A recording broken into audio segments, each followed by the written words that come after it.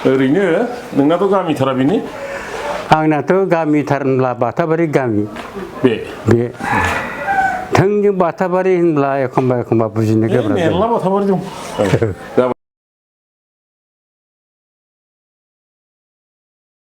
दे ओरैनो बबे सनाव बुजियामोन अनुमान बोसोरा जोनोमा आंनि जोनोमा एक्सुवेलि गसाइगाव बै गसाइगाव औ गसाइगाव मालागुरि खाथियाव बल्लामगुरि होननाय 1950 आव फैदों आं होनब्ला 2 बोसोरिया गथ' 48 आव बुजिनाय आरो 47 माला फैदों सार बाहाय 1948 50 आव फैनाया 50 आव फैदों ओमफ्राय बिनि सिगां 48 आव बुजिबाय 50 माने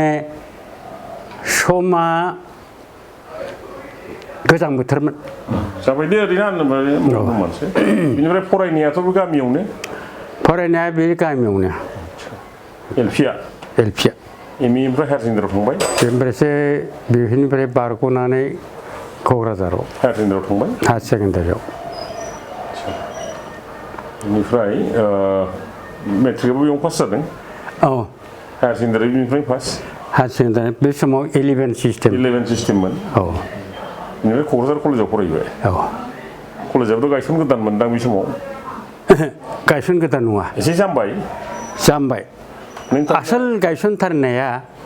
1964 ना बबावबा क'क्राझार कलेजा औ बे हायार सेकेन्डारियावनो जागायजेननाया बेनिफ्रायसो बिनि उनाव कय बोसोरनि उनाव बहाय फैखो आं मिथिला बावबाय आं बेखौ इयारखौ 59 नामामोनलाय क'क्राझार कलेजा 59 जानांगौ जागोन जेबो नङा दा आदसा दानिया जोंनि टारगेटआ जाहैबाय बिथराइ आफादनि खोथाथ' दा बिथराइ आफादनि सिगांथ' बर'नि अनसाय आफाद दंमोन जों बेखौ बिसेस मिथिनो हाया आं बेखौ बुंनो हाया जाबाय बिथराइ आफाद खिन्थु खबर मोनदों बिथराइ आफाद जागायनाया माब्लामोन बियो जों जेब्ला 7 आव फरायो आं मिथिथारनाया 1964 आव बे जिनिसा जों मिथिबाय आरोखि आरो तखन बे एलेखानि जत' सतबर्ष बर' गथ' फरायनाय फां-फुंखौ थानाय नुनानै माखासे सानसुमैफ्रा माने मोनसे आफाद दानानै जाहाथे सेंग्राफ्रा शिक्षा दिक्षायाव गोसो होसारनो हायो आरो बिनिफ्राय बिसोरखौ जायगायावनो सेरखाय बेरखाय ओजों थांलाबायाजासिनो बे फरायनायाव गोसो होसारनो हानाय लोगोसे गुबुन गुबुन बिजाब फरायनो थाखाय गियान होनो थाखाय बायदि रोखोमनि बिजाब दोनथुमनो थाखाय बे उद्देश्यै बे आफादखौ दादों आरोखि आरो बेनि मुंखौ दोनदों बिथराइ आफाद ओरैबायदि बिथराइ आफाद बिथराइ आरो देरबोनाय औ बिथराइ आरो बिसोर थियेटाराव माबोरै हाबखो दा बेजों लोगोसे माने कालचारखौबो हारिमुखौबो लाफानांगौ आरो बे समाव कमल कुमार ब्रह्मआ माने एम ए पास जाबायमोन नालाय आं बेनिफ्राय बेसिक ट्रेनिं सेन्टारावबो बियो इन्सट्राक्टर जाफैबाय दा बेवहाय माखासे गोरोबनाय सेंग्राफोर समबयस्या बेसोरखौ लानानै जिहेतु ओजों जगेन ब्रह्म शीतला ब्रह्म आरो बिदिनो प्रसेनजित ब्रह्म आरो बिनिफ्राय उमर समरमोन दंमोन आरो लोगोसे दंमोन दारेन ब्रह्ममोन दारेन दैमारि आरो बिनिफ्राय बै समाव दैखरगुरि बिनाखाथा दैखरगुरिनिबो दंमोन बे बहायनो फैनानै थाफैनानै फरायफैनाय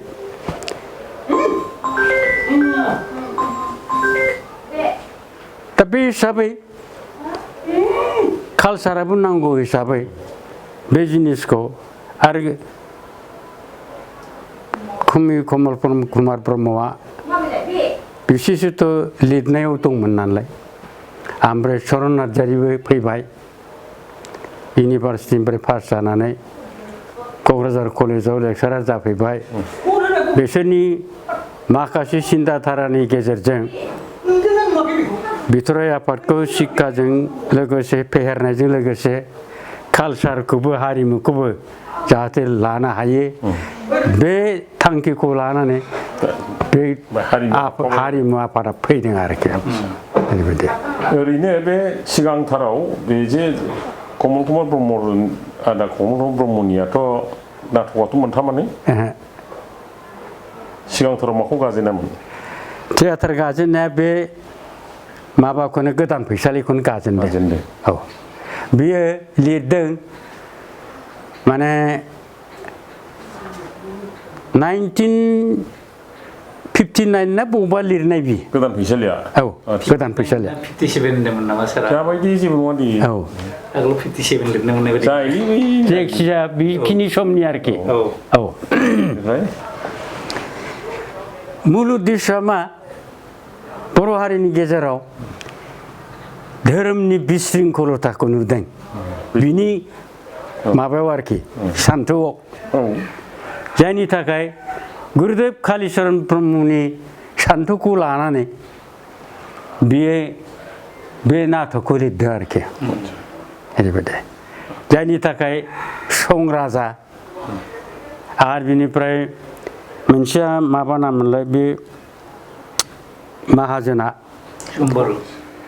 दा बे जिनिसखौ बेहाय देखायदों थिसनफाबाय आरो बर' हारिनि गेजेराव फोसाबनाय मोनसे नांगौ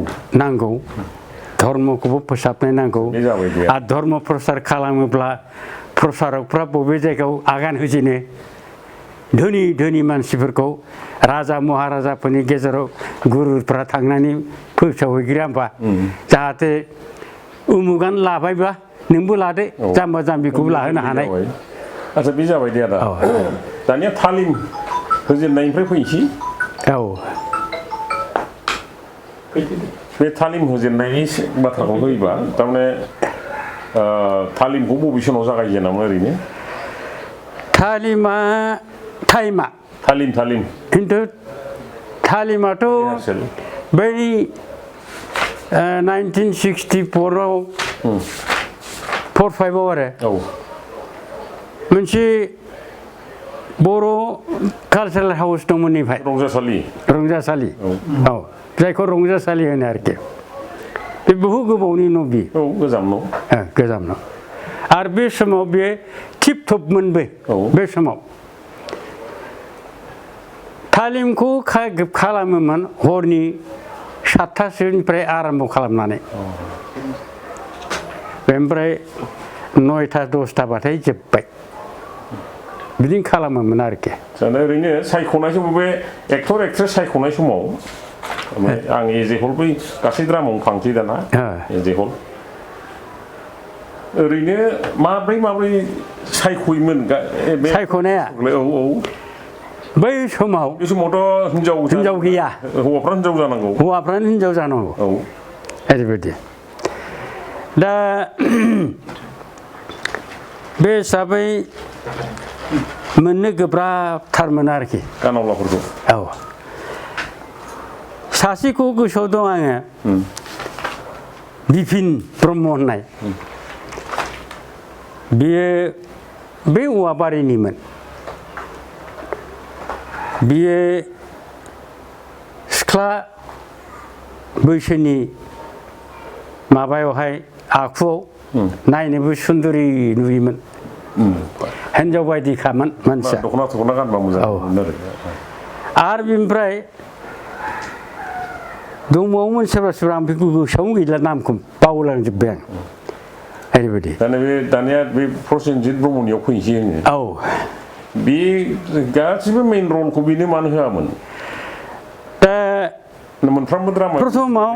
मेइन रल होयो जे मेइन रलखौ होनायनि खारना मा बिनि जे थाबायनाय दं ओमफ्राय खोथा रायलायनायनि दं नोंजों आंजों रायलायबाबो गाम्भीर्यखा जेब्लाबो स्टाइल दङ आरो मोजांनो गाम्भीर्यखा ओरैबायदि जायनि थाखाय गिदिर गिदिर रलखौ गाम्भीर्यपूर्ण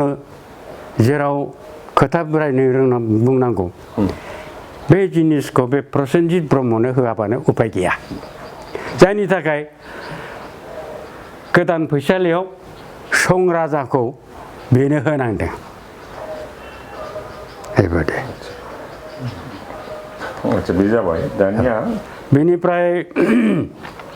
ओरैनो माहाजोना शीतलकान्तआ माहाजोन जायोमोन शीतला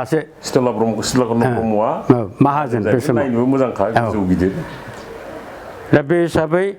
ओमफ्राय बिदिनोथ' ओरैनो दंबावो फिसालाफोर बायदिसिनाफोर नाना रोखोमफोर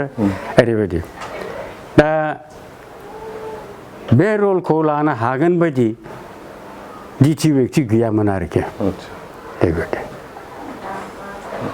दा सासे धर्मिष्ठ मानसिनि रायलायनांगौनि आखल आखुआ बोरै जानांगौ मा रोखोम बे दङा बेनाव दंमोन आरोखि ओरैबायदि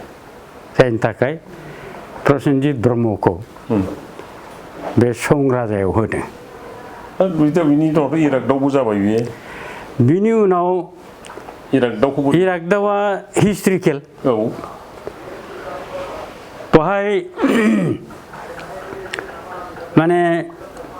गबिन्द चन्द्रनि पार्टखौ बेनो होदों राजाया राजा बायदि दङै जे रावखौ सुरखौ जेरैबायदि रायलायनांगौ बेखौबो बे रोंगौ ओरैबायदि लेखा दं नाङा दे आं बै माखासे डायलगा एक्जाक्टलि प्रसेनजितनि रावा नों होननायसै असम्भबथार आरोखि मोनहानायाथ' गिदिरथारना बोरैबा गोगोम खोनाखायो नालाय दा बबेबा सेन्टेन्स मोनसेखौ बुंनाय जेब्ला बियो थानसालियाव फुं बेलायाव थानसालियाव हाबो बंस'नि मुरब्बिफोरखौ मख'नानै सिबियो होनब्ला आंबो बावाखै बर' हारिनि नैबे नेरसोनखौ लाखिनो नैबे थुंग्रिया सोमखे जानो हागौ नारायथाय अरायबो बे गोख्रों आंबो बावाखै आदा नोंखौ सिबिनो सोमखे दाजा मोले दाजा ओरै होनना बुंनाय सोदोबा बे थानसालियाव दंसै आरोखि बिराद गोथाव जायो बिराद गोथाव जायो बे प्रस्ताबनानि माबा आरोखि बेयो डायलग बेनिफ्राय बे समावनो सासे माने कहिदननि फिसाजो हाबफैयो मिनि गाग्लोबनानै तखन बे बागदावनानै सोर नोंलाय सिख्ला जाय राजानि दरखङाव फैनानै सोमो लानो हाया इरागदाव होनबानो बयबो गिख्रंजोबो दिनै नोंबायदि सिख्लाया आंनि दरखङाव फैनानै मिनि गाग्लाबदों होननाय सोदोबफ्रा बिनि आवाजआ असम्भब रस गोनां आरोखि ओरैबायदि असम्भब रस गोनां ओरैबायदि बेनिफ्राय बे माबायाव हरबादि खोमसि दा बे थांबाय बेयो राजा इरागदावनियाव ओरैबायदि दा हरबादि खोमसिया जाहैबाय प्रफेसारनि रल ओरैबायदि बे सासे शिक्षित इन्टेलेक्सुयेल क्लासनि मानसिया माबायदि ढङै सोलियो बेराफारसे आभिजात्य दं आरो बेराफारसे गावनि जे माबा क्वालिफिकेसन आरो क्वालिटि बे गाम्भीर्यपूर्ण माबाया बे प्रफेसर दमनाव दंमोन आरोखि दमन होनना बुङोमोन आरो बे हरबादि खोमसिया जाहैबाय मुल अर्थआ गावनि फेमिलिखौनो लिरदों गुमै कमल ब्रह्मआ न'खरनिखौनो लिरदों आरो न'खरनिखौनो लिरदों ओरैबायदि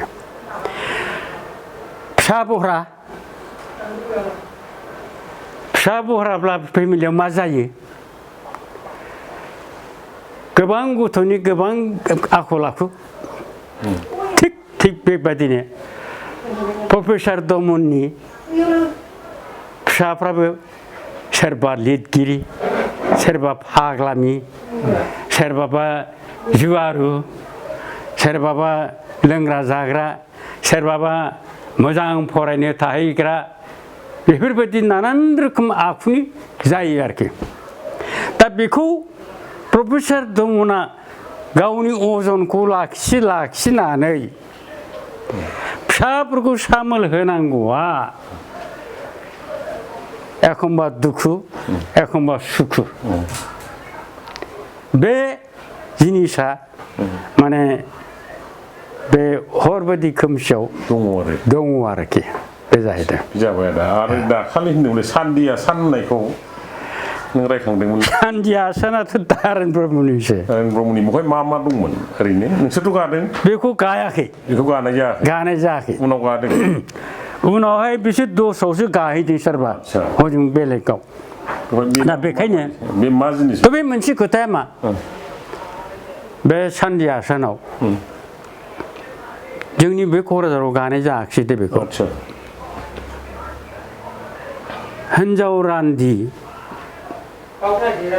बैसोबो जाद्रायाखै रायजो जाफुदोंमोन बेराफारसे नायनोबो मोजां बे समाव बालन्दाफ्रा बेखौ मेगन खेबोमोन गंग्लायनाय बिफांखौ दानफायनो बयबो लुबैयोथ' गोरलै देरनाय बिफांखौ दा बे हिसाबै बे रान्दि हिनजावखौ बैसोबो जाद्रायाखै मोनबा हामगौ बयबो मेगन खेबो बे सरित्रआ बहाय फैदों माने जातीय सरित्रआ बेजोंबो फैदों आरोखि ओरैबायदि बेबो खेब दंखायो बैबो खेब दंखायो बैबो खेब जंखायो ओरैबायदि मथलबा खिन्थु मोजां नङा रावनावबो मोजां नङा जंख्लायनायनि मथलबा मोजां नङा रावनावबो मोजां नङा ओरैबायदि आच्छा बे रोखोमनि बहाय बे आखुआ ओंखारदों आरोखि आच्छा बिराद मोजां थांबाय दानिया बे जे गाना गाबायना प्रसेनजित ब्रह्म डाइलग होनानै साइनासालियाव हाबहैफिनो सिङाव ग्रिन रुमाव कमल कुमारजों बोरै रायलायोमोन दाख्लै बिराद मोजां मोनदों देगेरगिखौ गेगेरगे होनलायनाया जेब्लानाखि माबा खालामबाय माने डाइलगखौ होखानानै फैबाय होमबा एखेबारे गुमै कमला गावनि लुबैनाय बायदि जाबाय मोनबायना गोबाख्रुमनानै साबायखर बेहाबो मोनसे गेग्रेगे होनसैब्रा बियो बे गेग्रेगे होननाय सोदोबा मा अर्थ मिथिला जों खिन्थु बिनि देगेरगे ना गेगेरगे गेग्रेगे जाबाय दे ओमफ्राय खिथलियाव थांसै बिसोर सानैजों खिथलियाव थांसै सानैजों बे केटलियाव केटलि थाखायो होनलाय थायो बे सिङाव सिङाव थायो केटलिया ओमफ्राय सानै एफा एफा होग्रोनोसैलाय ओंखारगाफा होगाफा बेनि जाहैबाय दाना सुङा पार्टियाव फैसै सुङा पार्टियाथ' दंमोनलै आदा गोदो सुङा पार्टिया आंनि मेगन जा नुदों आरो नों आरो जोंनि समबयसा मानसि गोजाजोब बे पार्टिनि मानसिया दा बिथोर आफादा बल खेला होदोंमोन दैज्लां बोथोर बे माखासे हान्जाया लोखौ लोखौ बिदिनोसै लंपेन्टआथ' गोदोनि लंपेन्टआ ओरैसोमोन नङा होमबा बिदि बिदि सोबथानाय नङामोन होनबा गोदोनिया एकदम सेकथाबनाय गासैबो बिदि जोबखासैमोन हायाव जलायनासो खुखानांगौ खिन्थु बिसिना बे गैया आरोखि सुङा स्लिप आरो बेनिफ्राय बेबो एसे गुवार नंला आरोखि ओरैबायदिल' सेबथाब ओरैबायदि बे जिनिसखौ बे ड्रेसखौ बिसोर प्रथम क'क्राझाराव गावसिनि गोसोजों गोसोखांनानै बानायनाय सुंपार्टिया दा बिथराय आफादा जेब्ला बल खेला होयो होनब्ला बे लोखौ लोखौ थाबायग्रा बे ग्रुप मोनसेया बिसोरबो मोनसे बहाय टिम हिसाबै होदों आरोखि बाहागो लानोसै टिम हिसाबै होदों आरोखि बयबो टिमहा नाम दंजोबो जथाय क्लाब सोरबाबा दङ सारन्थाइ सोरबाबा दङ दैमालु सोरबाबा दङ जथाय सोरबा दङ साया माया बेबायदि दंजोबो आरोखि टिम दा सोंबाय ओइ नोंसिना मा टिमलै नामा रन्जित इस्लारि होननाय नै दाख्लिसो थैदों बे मानसिया हाब्रुबारिनि एखे जों बैसोआ सानस्लाबा हस्लाबा आन्दार कासिस होनना बुङो गावसिनि ग्रुप पार्टिखौ आन्दार कासिस बल खेला पार्टिखौ दा बेखौ बिदि होननायनि लोगो लोगो लिरनानै होबाय टिम आन्दार कासिस सुङा पार्टिनि नामखौ आरोखि सुङा पार्टिया उनावसो जाफैनोसै बे आन्दार कासिस नामाना आन्दार कासिस जाबाय ना गाननाया बेनोखा दा समाजनि मानसिया हिनजाव हक हौवा हक फाग्लाफोरनि देसा सुङा माने संसंया सुङा हासुंबादि आरो बे सोदोबा ओंखारदों आरोखि ओरैबायदि थाङै थुङै शेष पर्यन्त मा जाबाय बे लास्ट पर्यन्त बे आन्दार कासिसानो सुङा पार्टियाव थांबाय आरोखि बै समाव बर' आरो बाङालि एखे नायनो हालाया खारन जोंनि मेगनजों जोंबो माबा मोनबोनाय अबिगथा मोनबोनाय बाङालिफ्रा शोषण खालामदों बाङालिफ्रा शोषण खालामदों आरो जे शोषणनि थाखाय माने बहु बर'आ बै समनि जाखांफुनाय सेंग्राफ्रा हा हु फाननानै दरं नगाव लखिमपुर खालामलाबायदों जौआ लोंहोयो दखानाव बाखि जाहोयो थाङै थुङै शेष पर्यन्त मा होनो हालाबाथाय ओइ हाखौनो बन्दक दे माथोथाय बन्दक देना ओरैबायदि दा बेबायदि हिसाबै माने जेरैबो माबाजि स्क्रिप्ट जोबनाय आरोखि दा बेखौ नुनानै बाङालिफोरखौ सधन खालामोमोन बिसोरो बुलायनायाबो समय समय जायो बाङालि बर' सुङा पार्टि असमियाजों नंबावा दावरावा ओरै बै समाव असमियाबो द्लामथार असमियाफ्राथ' दावराव खालामखायामोन बे समाव ओरैबायदि खिन्थु दावरावा बे बर' बाङालि ओमफ्राय बे दानि बे दिफु कल'निया बहायथ' दंफां जोबसोमोन बे दंफां माल गुदाम जोब गासिबो बहायबो सानसेखालि गोगोम जादों बुलायनाया बेनो ओरैबायदि दा बे हिसाबै माने बे जिनिसा माखासे दबथायबोआखै नङा दबथायबोदों बे सुङा पार्टिया औ गाफलावबो गाज्रिमोन औ नङाब्ला गाज्रियावनो थांबायमोन बिसोरबो गाज्रिमोन सुङा पार्टियाबो एसे गाज्रिमोनानो गाज्रि नंगौ समायाव एखमबा गाज्रिबो मावो बुलायनाय जोलायनाय गावजों गावबो जोबामोनदां सम गावजों गावथ' गोख्रोंथार ज'थार सिनेमा हलफ्राव औ खिन्थु सिनेमा हलफ्राव सोरबा बर'खौ अलायदोंब्ला बिसोर नायनानै थाला नायला आरो होथारबाय होबाय खिन्थु बर'नि प्रति मोजां मोननाय दंमोन दे हारिखौ मोजां मोनोमोन आरो औ बर'नि प्रति मोजां मोननाय दंमोन जायनि थाखाय जे बिसोरो क'क्राझार टुकिसाव थांबाय दस्राफ्रा फासयनांसिगौ आरोखि टिकेट दाननायफ्राव फावसायनांगौ जाहैबाय औ दा बे हिसाबै बिसोरजों ओरैनो प्रसेनजित ब्रह्मआ माबा सोमोन्दो दंमोन नामा बबेजों सुङा पार्टिजों गैया गैथ्रा माने बरन्स मोजाङाव फैनो थाखाय बे एखमबा एखमबा खावलायदोंमोन साजेसन होदोंमोन औ खावलायदोंमोन हाथाराखै आरो बेनिफ्राय समराबो गावनि बिबोनायानो बेवहाय दङ नालाय बेबो कन्ट्रल खालामनो नाजादोंमोन बे कन्ट्रल खालामनो नाजानायावनो सानसेखालि बोरैबा हाब्रुबारि सारियालियाव एसे गोगोम जालायफैदोंमोन भाग्यआ मोजां थांखिनाय जिनिसा बेनाव नांहैयाखै नङाबा ओइ दिनखालिनो समरा सेसमोन ओरैबायदि दा बेफोर गोसोआव दंना गैला आं मिथिला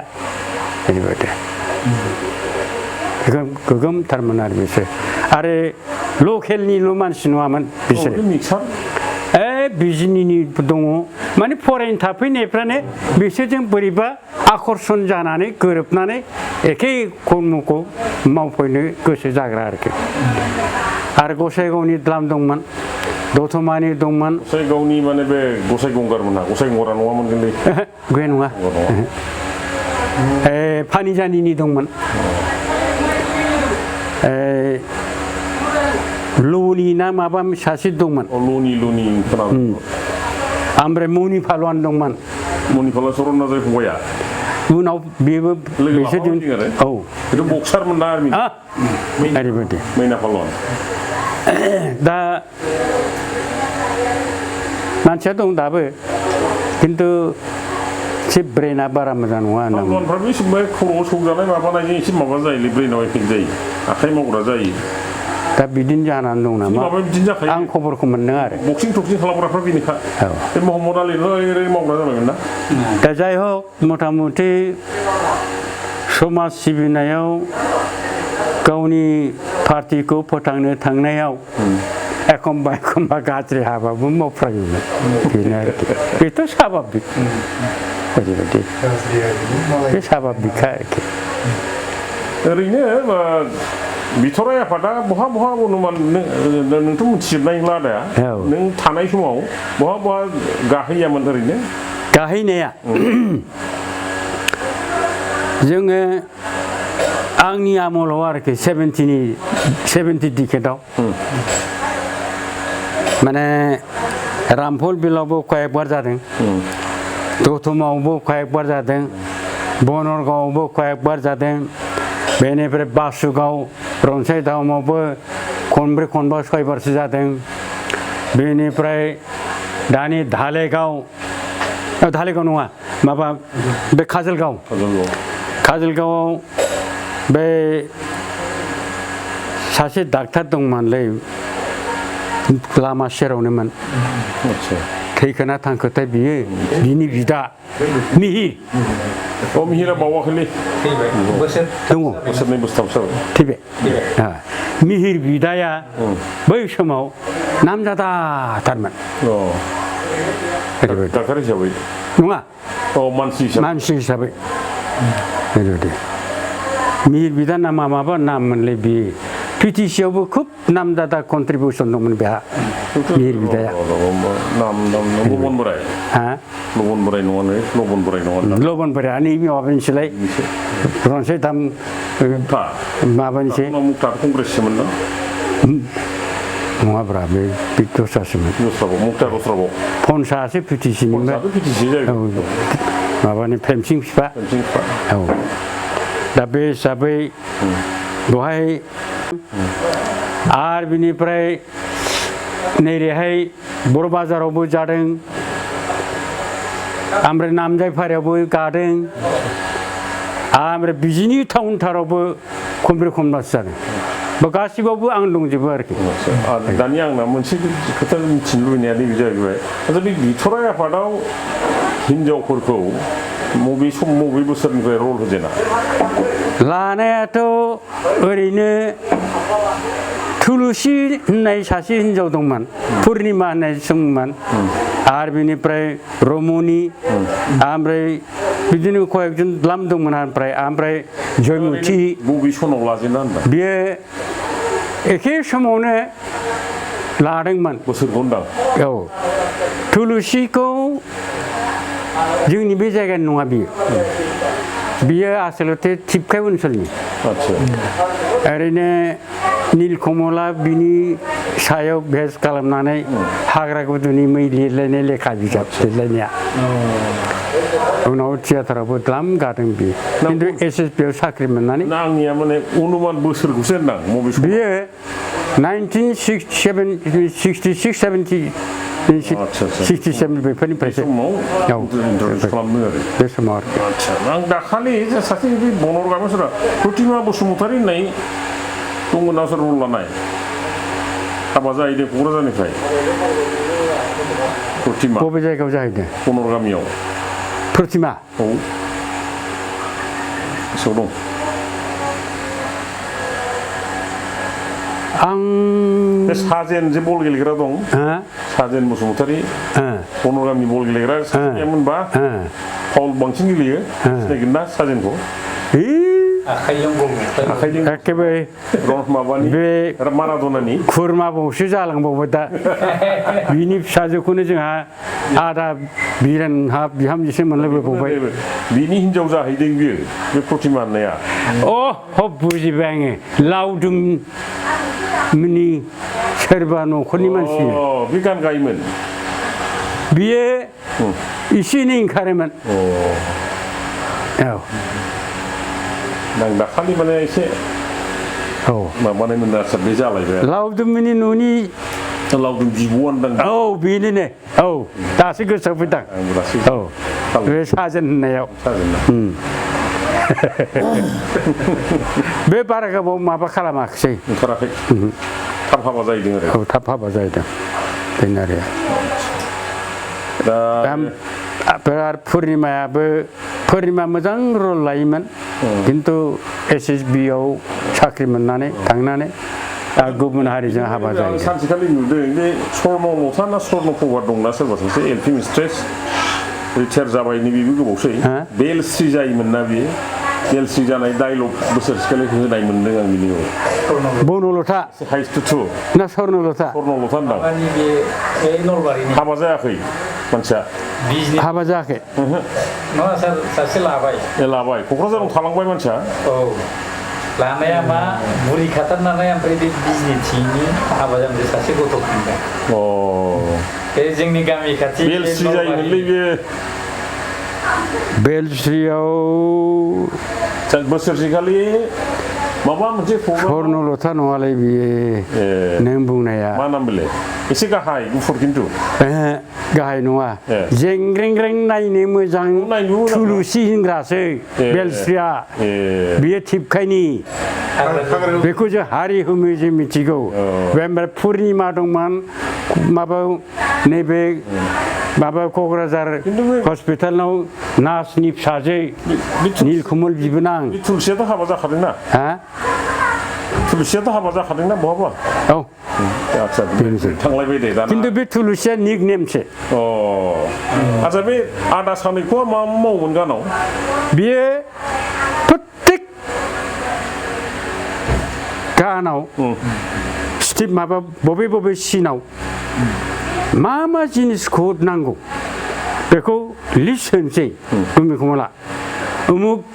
ओंखारगासेयाव दृश्यआ एरखम जागोन बहाय उमुक बेसाद जिनिसफोरखौ नांगौ मेटेरियेल्सफोरखौ आरोखि बे जिनिसफोरखौ साखाथि बाखाथि गामियाव बुथुमनानै साजायनानै दोनखानोसै नैबे उमुक श'नि नैबे नैथि दिन्थिग्रानि नैबे थामथि दिन्थिगासिनो ब्रैथि दिन्थिगासिनो बे हिसाबै जेब्ला स्टेजआथ' मोननै नालाय नाहरो बे हयथ' नैबेहाय साजायखांबायबाथाय ओरै माबाना बहाय जा गागासिनो दं जेब्ला बेखौ ओरै नारबाय बै दस्रा नारगासिनो बे जिनिसखौ थरखना साजायनांगौआ बे गासिबो सानैखौनि रल जोबमोन आरोना देरसिन खस्थ'आ खिन्थु बेहा मालाया मा गायलांदों गालाङाखै बेजों सोमोन्दो खिन्थु अजना बैहा रासिन खस्थ'आ बांसिन खस्थ'आ सोर लोगो बे सानब्रै सानबानि सिगाङावनो बे नागिरखानांगौ थाहैखानांगौ बे जायगायाव गामियाव बहा मोनो ओरैबायदि बे कर्मखौ आरो बे नङा सारा जेराव मख'नाय दंखा दस्राया गैया बेनाव बानाय मोजोमनायबो गैयाना बानाय मोजोमनाय गैयाथ' बानायबो गैला मोजोमनायबो गैला बेनो बानाय बेनो मोजोमनाय बेनो कर्म बेनो धर्म मावथारबाय थायोना बेनिफ्राय बेजों लोगोसे सासे दंबावोमोन गौरीकान्त इस्लारि बे खालि स्क्रिन बोख्लायनांगौआ बोरैहायबा समायो बोखोनांगौआ बोरै खालामबा बोरै बियो गुबुन थियाटारखौ नायनानै बे टेकनिकखौ नायनो बेहा बेल'थार बेहा सोलोंना लाखायो आरो बेखौ बेहा बेल'थार बिनि फांसना बिनि फांसना बेनो नांखागौना बेनिफ्राय ओमफ्राय दा बे जालायबाय आरो लाइटआव जयन्त आच्छा जयन्त मा खिन्थु महत फैनायनि उनाव महता जेब्ला बहाय थाफैबाय 70 ना 79 मोन आं गोसोआव गैला मानसियाथ' बावाखै थैनाया दाखालिसो औ दा बेहा नटराज थियाटाराव आर्टिस्टिक मानसिमोन नालाय बे गाराङा मोजांथारमोन ना औ दा बे हिसाबै बबेबा दृश्यखौ नांगौब्ला बेक साइडआव स्क्रिन बै आखिनांगौ ना दा बेखौ महरा रोंगौमोन आरोखि बिफांखौ लाबोनो हाला बेवहायनो बिफां आखिबाय बानायजोबनो हालाना मेटेरियेलिथ' बानायजोबनो हाया गासिखौबो दा बेफोर जिनिसा आरो लाइटआव नटराज थियेटाराव थानाय समाव बे लाइटखौबो सोलोंनानै फैदों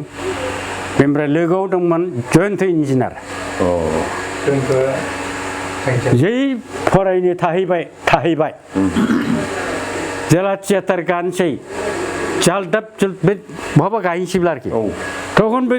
इन्जिनियारिं कलेजनिफ्राय फैथारनोसै बे गारबोथारनोसै आरो फरायनायखौनो थाबोबाय बे मानसिया खारबाय बे जिनिसा बे आरो बिनिफ्राय এখন सिनेमाफोरनि फकासिंफ्रा मारै खालामो जों मिथिया खिन्थु टसनि बै ग्लास ओरै एसे धौ गोनां गैया होमबा ग्लासा खुरैया एसे गल टाइप थायो ग्लासा बेवहाय दै बरथि होनानै ओरै सिथाब होनानै बेखौ सिथाबजोब्बाय आथाजों बेजों बोरैबा फकास खालामोब्ला बायदिसिना रोखोमनि कालार जानो रोंगौ आरोखि बे आं बेहायसो नुफेरदों दाने 7था कालार ओंखारबाय बे रोंगौमोन आरो बिदि बे रोंगौमोन इन्जिनियार जाबाय नालाय ओरैबायदि बे रोंगौमोन आरोखि दा बेखौ बियो माबादोंमोन लाइटआव बे थायोमोन आरो बेखौ होनामोन दा बे हिसाबै जिनिसा पार्टिया एसे गोख्रोंथारमोन आरो खुनु दिन नांलायनाय खमलायनाय जाखायामोन गैयामोन आरोखि आच्छा बे दामग्रा देग्रायावलाय सोर मा दामोमोन दामनाया नैबे थिथागुरिनि आसोल नामा मामोनथाय बावबाय ओरैनो थेपनल' होनो थेपन बिथ'बो गानबो गादों मोनफा मोननै फिसा फिसौ बे मा दामोमोन बियो बेहेला दामोमोन मोजां रोङोमोन बबे मा रोखोम दुखुनि हक सुखुनि हक दामोमोन आरोखि बे खिन्थु बेहा रेस्ट गैया माने फिसा ओंखारनांगौबाबो ओंखारफाहैथारनांगौ ज्राब गारनानै थाबनो आबाद फैनानै बेखौ हमफैथारनांगौ दामग्रा बहरा नङाना गोरोङा खम जादों आरो बिनिफ्राय सासे दंबावोमोन बेला दामग्रा बिजनिनिमोन बियो मानसिया क'क्राझारावनो साख्रि मोनबायमोन उरुप गोरानि न'आव भारा थानानै थियाटार गाफायोमोन ओमफ्राय बे हाब्रुबारियाव साख्रि मोननानै न' लुनानै थादों नैबे साम्फा इरिगेसन प्रजेक्टआव दुर्भाग्य आजि प्राय 8-10 बोसोरसो जाबाय थैनाया बैसोआवनो थैदों आरो बेबो बेला दामोमोन बे बेला दामोमोन ओमफ्राय आरो माबाफोर दामबावोमोन मा इन्सट्रुमेन्ट दामो बेला सेरजा सिफुं आरो बेनिफ्राय बिदिनो दाइनि थफ्ला दामग्रा दंमोन आरो बेनिफ्राय सेरजाखौबा सोर दामोमोन माबा दंमोन सामगामिनि बियो जाहैबाय भारकेन्द्र मिउजिक कलेजनिफ्राय क्लासिकेल पास जानानै फैनाय हातखान्देनिफ्राय फैनाय आरो माबा नाम मोनलाय बेखौ खोनाबाय आं खोनाखै ओंखायनोथ' सोंदां गैला मानसिया थैबाय सारेगामा फोरोंदों बे क'क्राझारावबो द्लाम फोरोंदों बियो बाङालिफ्राबो द्लाम लादों बेखौ माबा नाम मोनलाय बे सेरजा दामोमोन आरो बियो सेरजा दामोमोन सेरजा दामा बियो सेरजाखौ सोर दामोमोन सेरजाया फनि सेरजा सामो सिफुं थालांबावबाय खोमा फनिया सेरजा दामोमोन आरो सिफुङा जाहैबाय माबा नैबे खारगामिनि माबा नाम मोनलाय बियो इरिगेसनाव मावोमोन बे माबा दानिराम गपालनि न' सेराव बेनि न' सेराव सिनायोमोन दानिराम असम्भब मोजां सिफुं दामोमोन बिनि सिफुङा ओरैबायदि ओमफ्राय सिफुङा गंसेल' नंखायामोन बेना ओरैबायदि दा बियो सिफुं दामोमोन आरोखि दानिरामा हारमनियाम दामोना दामामोन हारमनियामथ' गैयामोनदां हारमनियाम दामामोनदां हारमनियामा फ्राय गैयामोनलै खमथार कमल कुमारा हारमनियामखौ होआ बे बारा हारमनियाम फ्राय गैया हारमनियामा मा दस्राखौ गाखिजोबो ना प्लास बिराद आखाइ मोजां नङाबा गासैबो बरबाद खालामो बियो आखाइ मोजां नांगौ हारमनियामा बै माबानिया सामगामिना बे भारकेन्द्र मिउजिक कलेजनि माबाग्राया पास जानानै फैनाया बेबो द्लाम माखासे जिनिसखौ फोरोंफैदों दे दामनायाव आरोखि क्लासिकेलखौ बर'आ मा क्लासिकेलफ्रा होनग्रामोन बे फैनानै परिबर्तन जादों आरोखि सानायखौबो बेनाव सोलोंबावदोंसो बेहाथ' गासिबो सोलोङोनिफ्राय जाजाया माखासेया सोलोङैबो गैया खिन्थु गासिबो सोलोङोनिफ्राय मोनसेबो थिग मथ' जाया ओरैबायदि बेहाथ' बे थाङै थुङै बे इन्डिजिनासखौ बासायथारना गालांबाय बे बासायलांथारदों गैथारलामोनलै जोंहा इन्डिजिनियास गेमा बहाय जोंहा गैथारलामोनलै बिनि थाखायसो थांखादों बे बासायनानै गालांनाय जाबाय आरो ओरैबायदि आफादा बल खेला बोरै होआमोन होनदों माखौ बिथराय आफादा बल मेचखौ मारै होआमोन होनदों माने खोथा जाहैबाय मा खालि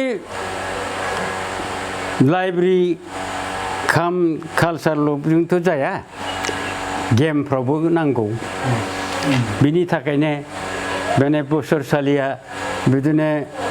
गेम्स एन्ड स्पर्ट्सखौबो गोरों गोरा जायफोर गोरोंगौ गामिफ्राव सोलोंनानै थानाय बेफोराव एखमबा स्पर्ट्सनि माबा जायोमोन आरोखि बोसोरसालाव दा बे हिसाबै ओरैनो अनुमान बे बल मेचआ माब्ला जागायजेन माब्ला बेबो बे 1964-5नि एरिसो बेनो आरोखि 1964-5 बेहाय दंमोन आरोखि थारमाने बेखौबो गेमिं माबा स्पर्ट्सखौबो नांगौ खालि कालचार बा शिक्षाल'जों जाया बे जिनिसनि थाखायबो आइटेमसाबो द्लाम दंमोन शर्टपुट दंमोन डिसकास दंमोन आरो ओमफ्राय जेभलिन दंमोन बिदिनो बायदिसिना रोखोमनि दंमोन हेमा थ्र' सिन्थाय दंमोन औ दंमोन आइटेमा नोंहा माबा होननांगौ दं माबा सोंनांगौ दंबा सोंदो बेनो आरोखि ओमफ्राय बे सुङा पार्टि नामा होनबा बल खेलानि उनावसो गाननाय ड्रेसनि थाखायसो फैदों